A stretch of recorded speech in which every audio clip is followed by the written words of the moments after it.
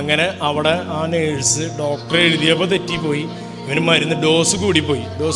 ഇപ്പോൾ പറഞ്ഞു liver function complaint ആവാനുള്ള മരുന്നാണ് തെറ്റി കൊടുത്തത്.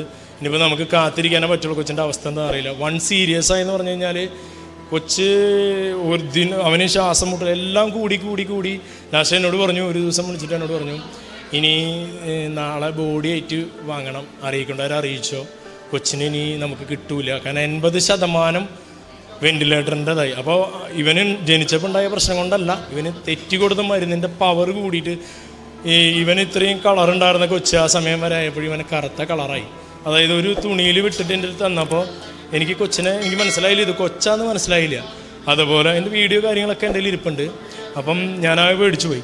അപ്പോൾ ഇനി പറഞ്ഞു രക്ഷയില്ല, ഒപ്പിട്ട് കൊടുക്കാൻ പറഞ്ഞു. രാത്രി 10 പറഞ്ഞു. അപ്പം തന്നെ ഞാൻ രാത്രി 10 ഞാൻ ആദ്യം എൻ്റെ അമ്മേനെ വിളിച്ചു.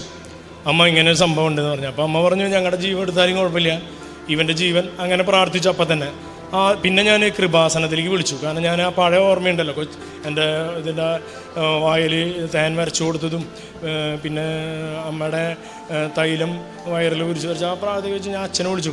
അച്ഛൻ പറഞ്ഞു പ്രാർത്ഥിക്കാമെന്ന് പറഞ്ഞു.